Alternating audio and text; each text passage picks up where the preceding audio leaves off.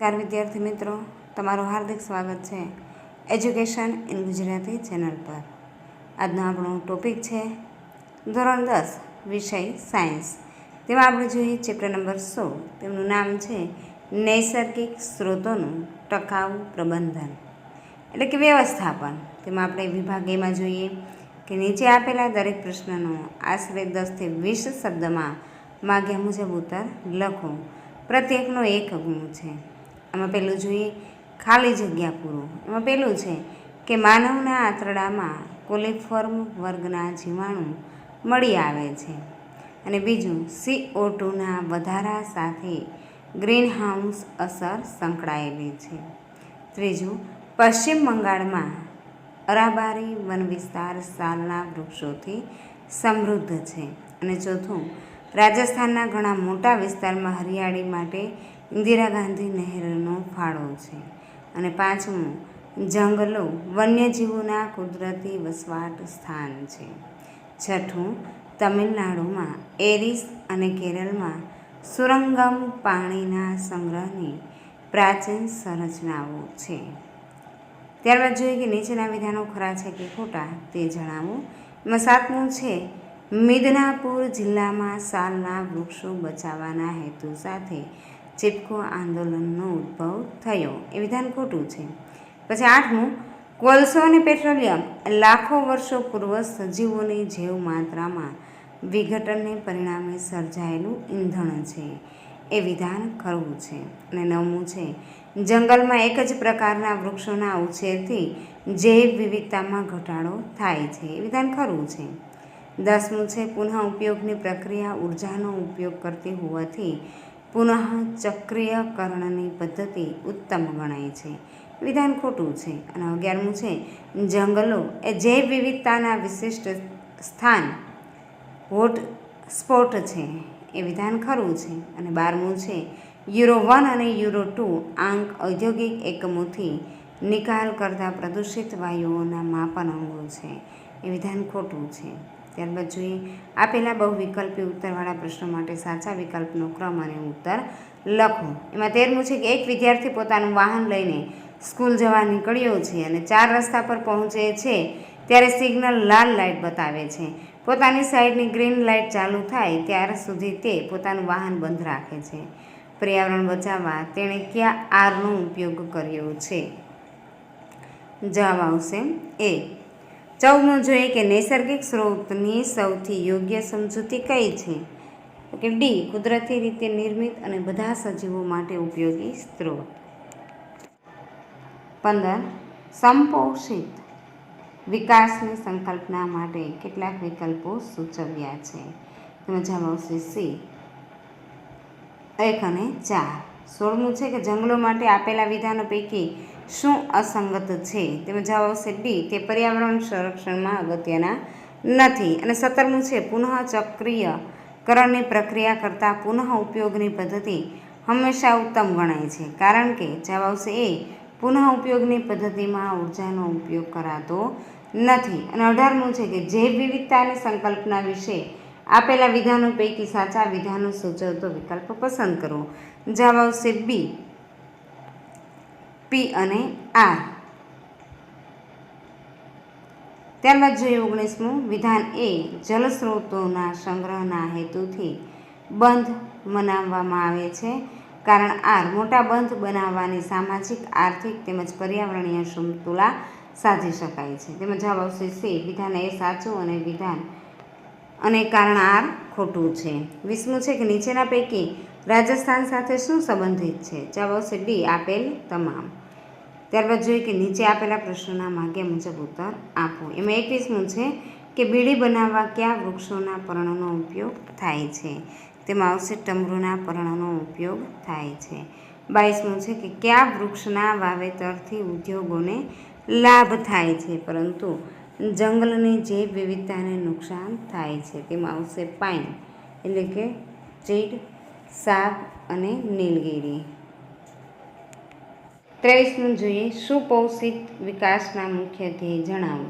કે આર્થિક સમૃદ્ધિ મેળવવી, ભવિષ્યની પેઢી માટે તંદુરસ્ત પર્યાવરણ જાળવી રાખવું, 24મું છે કે ખનનથી કઈ રીતે પ્રદૂષણ થાય છે. ખનન દરમિયાન ધાતુના નિષ્કર્ષની સાથે વધુ માત્રામાં નીકળતા ધાતુના કચરાથી પ્રદૂષણ થાય છે. 25મું છે કે સાલનું વૈજ્ઞાનિક નામ જણાવો. તો કે શોરિયા રોબોસ્ટ્રા. અને 26મું છે પૂર્ણ નામ આપો. CPCB કેન્દ્રીય પ્રદૂષણ નિયંત્રણ બોર્ડ. ત્યારબાદ જોઈએ 27મું જોડકા જોડો વિભાગ A અને વિભાગ B. એમાં પહેલું છે તેમાં આવશે જવાબમાં ઉત્તરમાં પહેલાની સામે Q, બીજામાં R, ત્રીજામાં P અને ચોથામાં S. ત્યારબાદ વિભાગ બીમાં જોઈએ પહેલામાં આવશે S, બીજામાં આવશે R, ત્રીજામાં Q અને ચોથામાં P. ત્યારબાદ જોઈએ આકૃતિ A અને B ઓળખો. એમાં પહેલું છે પાક વિસ્તાર અને બીજું છે ક્ષારીય વિસ્તાર. 30મું હું કોણ છું? હું વિશાળ હિમાલયન રાષ્ટ્રીય ઉદ્યાનના સુરક્ષિત ક્ષેત્રમાં આવેલ ઘેટાઓના ચારા માટે ઉપયોગી જંગલ છું. તેમાં આવશે આલ્પાઇન. અને 31મું છે પાણીના સંગ્રહની પ્રાચીન સંકલ્પના. ચાર્ટમાં A અને B છે યોગ્ય સ્થાને મૂકવાના છે. એમાં આવશે કુલહ અને બીમાં આવશે બંધીશ. 32મું છે કે નીચે આપેલા વિકલ્પો પૈકી ઉર્જા ઉપયોગમાં ઘટાડો કરતા વિકલ્પ પર સાચાનું ચિહ્ન કરો. પહેલું છે કે પોતાના વાહનને ઉપયોગમાં લેવું અથવા સાયકલ લઈને જવું. તેમાં આવશે સાયકલ લઈને જવું. બીજામાં આવશે લિફ્ટનો ઉપયોગ કરવો અથવા સીડીના પગથિયા ચડવા. તેમાં આવશે સીડીના પગથિયા ચડવા. અને ત્રીજું છે કે શિયાળામાં વધારાનું સ્વેટર પહેરવું. 33મું જોઈએ કે ગંગા સફાઈ યોજના શરૂ કરવાના 2 કારણો જણાવો. તેમાં આવશે ગંગા નદીના પાણીની ગુણવત્તામાં સુધારો કરવો અને ગંગાના પાણીમાં રહેલા રોગજન્ય કોલિફોર્મ બેક્ટેરિયા દૂર કરવા. 34મું છે કે અસંગત જોડ કઈ છે. એમાં પહેલું છે કે જરૂર ન હોય ત્યારે લાઇટ અને પંખાની સ્વિચ બંધ કરવી. રિફ્યુઝ. 35મું છે શબ્દ સમજાવવું. સુપોષિત વ્યવસ્થાપન. તેમાં જોઈએ કે પર્યાવરણને નુકસાન ન થાય તે રીતે પર્યાવરણના સ્ત્રોતોનો નિયંત્રિત ઉપયોગ એ રીતે કરવામાં આવે છે કે જેથી વર્તમાન પ્રાપ્તિની સાથે ભવિષ્યની પેઢીઓ માટે તેનો સતત પ્રવાહ મળતો રહે. તેને સુપોષિત વ્યવસ્થાપન કહે છે. વિભાગ B કે નીચે આપેલા પ્રશ્નોના આશરે 40થી 50 શબ્દોમાં માગ્યા મુજબ ઉત્તર લખો. પ્રત્યેકના 2 ગુણ છે. પેલું છે કે પર્યાવરણ બચાવવા માટેના રિફ્યુઝ એટલે કે ના પાડવું અને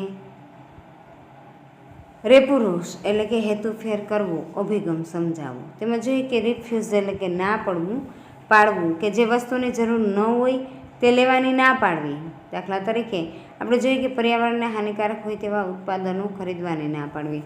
દાખલા તરીકે એક જ વાર વાપરી શકાય તેવી બોલપેન માટે ના પાડવી. એક જ વાર વાપરી શકાય તેવી પ્લાસ્ટિકની થેલી માટે ના પાડવી. Plastic paper, thermocol packing, plastic dish વગેરે માટે ના પાડવી. અને પછી છે રિપોર્સ એટલે કે હેતુ ફેર કરવો. કોઈ ઉત્પાદન મૂળભૂત હેતુ માટે ઉપયોગી ન થઈ શકે તો તેનો અન્ય ઉપયોગ કરવો તેને હેતુફેર કરવો કહે છે. દાખલા તરીકે હેન્ડલ તૂટી ગયા હોય તેવી કાચની બરણી કે કપનો ઉપયોગ નાના છોડ ઉગાડવા માટે કરવો અને પાણી ભરવાની માટલી તૂટે તો તેનો ઉપયોગ કલાડી તરીકે રસોઈમાં કરવો. ત્યારે બીજું કે બાંધવાના 2 ફાયદા અને 2 ગેરફાયદા જણાવો. ફાયદામાં જોઈએ કે બંધમાં પર્યાપ્ત માત્રામાં પાણીના સમગ્ર વર્ષ દરમિયાન કૃષિ પાક માટે સિંચાઈનું પાણી પૂરું પાડી શકાય છે. બંધમાં સંગ્રહિત પાણીના વિદ્યુત ઉત્પાદન માટે ઉપયોગ થાય છે. ગેરફાયદામાં જોઈએ કે ગરીબ સ્થાનિક લોકો તેમના વસવાટ ગુમાવે છે અને મોટા પ્રમાણમાં કૃષિ જમીન ડૂબી જાય છે. ત્યારબાદ જોઈએ પ્રશ્ન નંબર 3 તફાવત આપો. પુનઃચક્રીયકરણ, રિસાયકલ.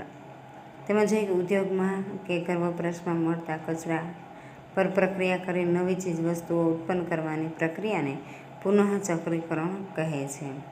બીજું પુનઃચક્રીયકરણની પ્રક્રિયામાં ઉર્જાનો ઉપયોગ કરાય છે. અને ત્રીજું ઉદાહરણ તરીકે મીણિયા કાચ ધાતુઓના ટુકડાઓને યોગ્ય રીતે ઊંચા તાપમાને ગરમ કરી ગાળણ કરીને નવી ચીજવસ્તુઓ બનાવાય છે. ત્યારબાદ જઈએ પુનઃ ઉપયોગિતા. ઉપયોગમાં લેવાયેલી વસ્તુને કે તેના ટુકડાઓને અન્ય હેતુ માટે ઉપયોગમાં લેવાના અભિગમને પુનઃ ઉપયોગિતા કહે છે. તેમાં ઉર્જાનો ઉપયોગ ન કરાતો હોવાથી હંમેશા ઉત્તમ ગણાય છે. ઉદાહરણ તરીકે ચિનાઈ માટીના કપ, ડીશ, રકાબી અને ટાઇલ્સના ટુકડાઓથી દિવાલો શણગારવામાં આવે છે. ચોથું છે કે નૈસર્ગિક સ્ત્રોતના શોષણના ટૂંકા ગાળાના હેતુઓના ફાયદા અને લાંબા ગાળાના હેતુઓના ફાયદા જણાવો. તેમાં જોઈએ નૈસર્ગિક સ્ત્રોતના શોષણ માટે ટૂંકા ગાળાના હેતુ. માત્ર વર્તમાન પેઢીને લાભ થાય છે અને ટૂંકા સમયમાં ઝડપી વિકાસ થાય છે. લાંબા ગાળાનો હેતુ એમાં વર્તમાન તેમજ ભાવિ પેઢીને લાભ થાય છે, એક ધારો સતત વિકાસ થાય છે અને સ્ત્રોતોના વ્યવસ્થાપનથી સંભવિત પુનઃ પ્રાપ્ત થઈ શકે છે. 5મો પ્રશ્ન છે વ્યક્તિગત રીતે તમે જંગલ તેમજ વન્ય પ્રાણી અને બીજું છે કોલસો તેમજ પેટ્રોલિયમના વ્યવસ્થાનમાં શું ફાળો આપી શકો છો તે જણાવો. તેમજ વ્યક્તિગત સ્વરૂપમાં હું આપેલ તમામ સ્ત્રોતના વ્યવસાયમાં નીચે મુજબ છે. પેલું છે જંગલ તેમજ વન્ય પ્રાણી કે કાગળનો બગાડ અટકાવી કાગળનો ઓછા પ્રમાણમાં ઉપયોગ, નકામા કાગળનું પુનઃ ચક્રીકરણ, લાકડાના ફર્નિચરનો શક્ય એટલો ઓછો ઉપયોગ વગેરે દ્વારા વૃક્ષો બચાવી શકાય અને પ્રાણીઓને મારીને મેળવાતી ફર, ચામડું, હાથીદાંત, શિંગડા, કસ્તુરી જેવી કોઈ પણ પ્રાણી નીપજનો ઉપયોગ ન કરીએ. બીજું કોલસો તેમજ પેટ્રોલિયમ કે નજીકના સ્થળે જવા પગપાળા જઈએ કે સાયકલનો ઉપયોગ કરીએ, જાહેર પરિવહન સેવાનો ઉપયોગ કરીએ અને વીજ ઉપકરણોના જરૂર ન હોય ત્યારે સ્વિચ બંધ કરીએ. છઠ્ઠું છે કે પાણીના ભૂમિય જળ સ્વરૂપમાં સંરક્ષણના લાભ જણાવો. કે પાણીના ભૂમિય જળ સ્વરૂપમાં સંરક્ષણના લાભ નીચે મુજબ છે. તે બાષ્પ બનીને ઉડી જતું નથી, તેમાં મચ્છરોના પ્રજનનની સમસ્યા ઉદ્ભવતી નથી, તે મનુષ્ય અને પ્રાણીઓના ઉત્સર્ગ દ્રવ્યોથી પ્રદૂષિત થતું નથી અને તે મોટા વિસ્તારમાં વનસ્પતિને ભેજ પૂરો પાડે છે. તે ભૂમિમાં પ્રસરીને કુવાઓના જળ વિસ્તારમાં વધારો કરે છે. 7મું છે કારણ આપો. આપણે અશ્મિ બળતણનો ઉપયોગ વિવેકપૂર્વક અને કરકસરથી કરવો જોઈએ, કારણ કે પેલું કોલસો અને પેટ્રોલિયમ અશ્મિ બળતણ છે, તે ખૂટી જાય તેવા અને પુનઃ અપ્રાપ્ત સ્ત્રોત છે. તેના ભંડારો મર્યાદિત છે. કુદરતમાં આ સ્ત્રોતોના નિર્માણ માટે લાખો વર્ષો થાય છે. તેમના દહનથી મુક્ત થતા કાર્બન, નાઇટ્રોજન અને સલ્ફરના ઓક્સાઇડ વાતાવરણને પ્રદૂષિત કરે છે અને તેમના દહનથી વાતાવરણમાં CO2નું પ્રમાણ વધતા ગ્રીનહાઉસ અસર અને તેના પરિણામે વૈશ્વિક તાપમાનમાં વધારો થાય છે. 8મું છે ટૂંક નોંધ લખો. પાણીના સંગ્રહની પારંપરિક ખાદ્ય પદ્ધતિ. તેમાં જોઈએ કે મોટા સમતલીય ભૂમિય ભાગ પાણી સંગ્રહ સ્થળ તરીકે ઉપયોગી છે. તે મુખ્યત્વે અર્ધચંદ્રાકાર માટીના ખાડા સ્વરૂપે અથવા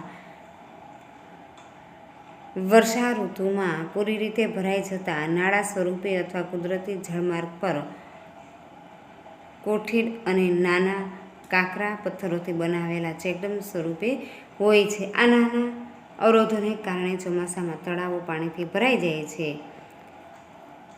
મોડા જળાશયોમાં પાણી સમગ્ર વર્ષ દરમિયાન રહે છે, પરંતુ નાના જળાશયોમાં આ પાણી 6 મહિના કે તેનાથી ઓછા સમય સુધી રહે છે અને પછી તે સુકાઈ જાય છે. આ પારંપરિક પદ્ધતિનો મુખ્ય ઉદ્દેશ પૃથ્વીની સપાટી નીચે ભૂમિય જળ સ્તરમાં વધારો કરવાનો છે. 9મું મોટા બંધની પરિયોજનાના વિરોધમાં કઈ 3 સમસ્યાઓ કારણભૂત છે? સામાજિક સમસ્યાઓ. બંધના નિર્માણથી મોટી સંખ્યામાં ખેડૂતો અને આદિવાસીઓ વિસ્થાપિત થાય છે અને તેઓને પૂરતું વળતર મળતું નથી. આર્થિક સમસ્યાઓ. તેમાં રોકાયેલા નાણાંના પ્રમાણમાં લોકોને પૂરતા લાભ મળતા નથી. અને પર્યાવરણીય સમસ્યાઓ કે બંધ નિર્માણથી મોટા સ્તરે જંગલોના વિનાશ થાય છે અને જૈવ વિવિધતાને નુકસાન થાય છે. 10મું છે વન સંરક્ષણ માટે કોઈ 4 ઉપાય સૂચવો.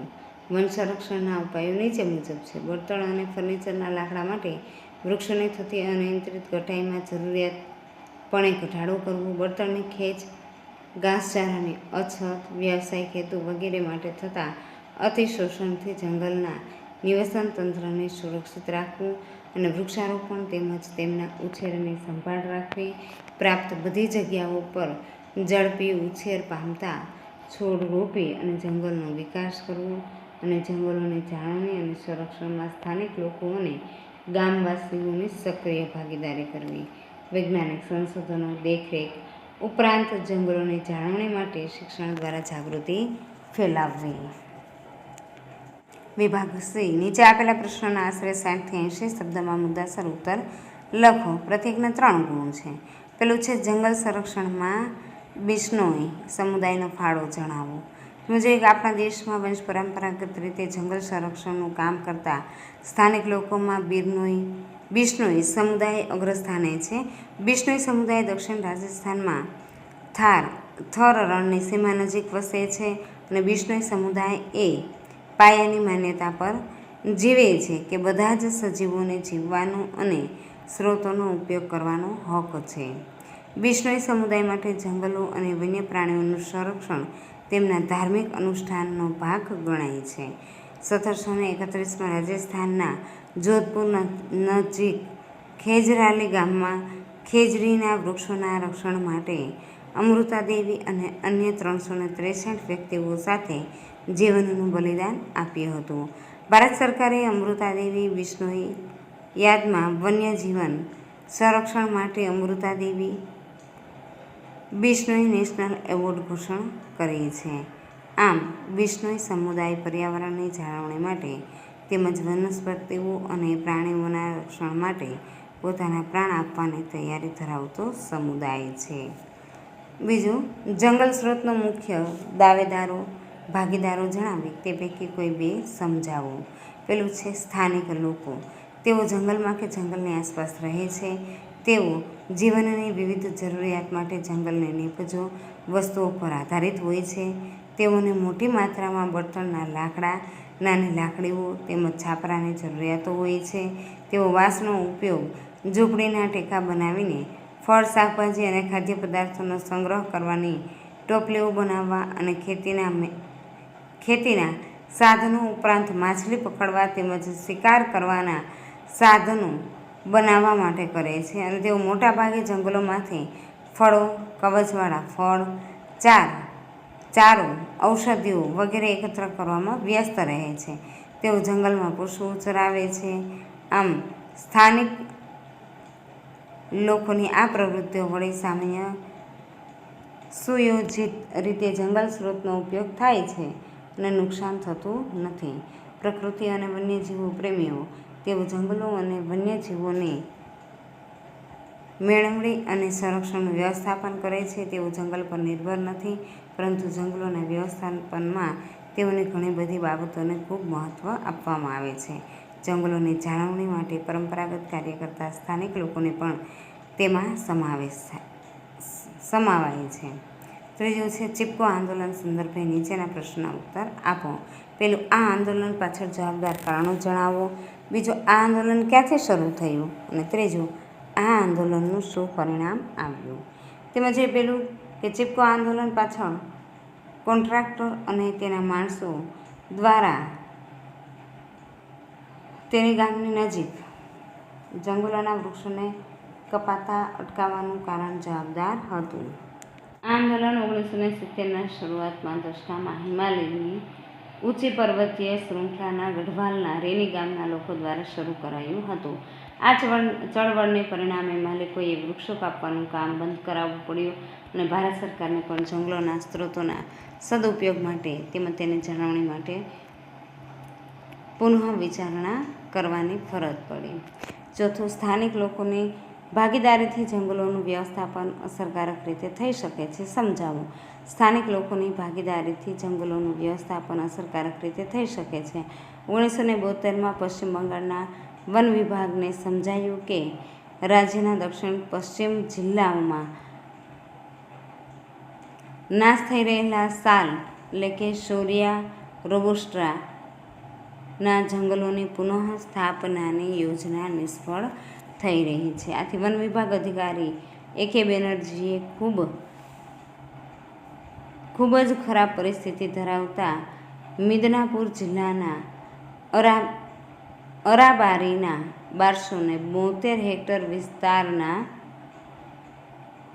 સાલ જંગલની જાળવણી માટે સ્થાનિક ગામવાસીઓનો સમાવેશ કર્યો અને તેના બદલામાં ગામવાસીઓને આ વિસ્તારની દેખભાળની જવાબદારી માટે રોજગારી તેમજ ત્યાંની 25% નીપજનો ઉપયોગ કરવાનો અધિકાર આપવામાં આવ્યો.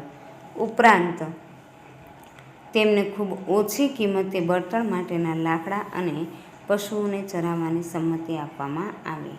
સ્થાનિક લોકોની સક્રિય ભાગીદારીથી 1983 સુધી અરાબારીના સાલના જંગલો સમૃદ્ધ થઈ ગયા. પાંચમું છે કે જળ સંગ્રહના વ્યવસ્થાપનમાં ઉદ્દેશો અને બીજું કર્ણાટક, જમ્મુ, બિહાર, મહારાષ્ટ્રમાં પાણી સંગ્રહની પારંપરિક પદ્ધતિઓ જણાવો. તેમાં જોઈએ કે જળ સંગ્રહના વ્યવસ્થાપનના ઉદ્દેશ નીચે મુજબ છે. ઉદ્દેશો: ભૂમિ અને પાણીના વૈજ્ઞાનિક સંરક્ષણને પ્રાધાન્ય આપી જૈવભાર ઉત્પાદનનો વધારો. ક્યારે? ભૂમિ અને પાણીના પ્રાથમિક સ્ત્રોતોનો વિકાસ કરવો. દ્વિતીય સ્ત્રોત: વનસ્પતિઓ અને પ્રાણીઓનું ઉત્પાદન એ રીતે કરવું કે જેવી પરિસ્થિતિકીય અસંતુલન ઉત્પન્ન ન થાય. પાણીનો સંગ્રહ કરતા સમુદાયિક ક્ષેત્રના ઉત્પાદન તેમજ આવકમાં વધારો કરવો. શુષ્કતા: દુકાળ અને પૂરતો પ્રભાવ ઘટાડવો. બંધમાંથી વહેતા પાણીના વહેતા પ્રવાહમાં તેમજ જળાશયોના આયુષ્યમાં વધારો કરવો. બીજું છે વિસ્તાર અને પાણીના સંગ્રહની પારંપરિક પદ્ધતિ. કર્ણાટકમાં કદા, જમ્મુમાં તાલાળ, બિહારમાં આહાર અને પાઇન અને મહારાષ્ટ્રમાં બંધારસ તળાવ.